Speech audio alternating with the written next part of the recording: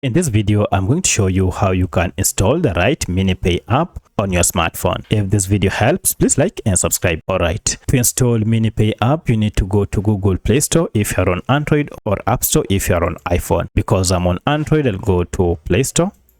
And then using the search bar, search for MiniPay, just like that, as one word, and then run your search. Here we have our app, and to make sure that you have the right app, tap on it to open to see further details about the app. You want to make sure that it is from Opera. This is the official company that made this app, and this app currently has a star rating of 4.3 with over 32,000 reviews. Currently, this app has over 5 million downloads, and the average size of the app is around 7.7 MBs. Once you see these details, you'll know that you have the right app.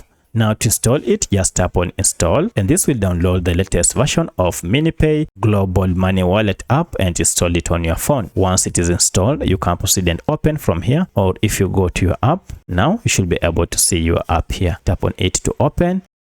And this is the welcoming interface. So that's how you can download the right MiniPay app on your smartphone. If you have any other question, kindly let me know in the comment section. Otherwise, thanks for watching, and let's meet in the next video.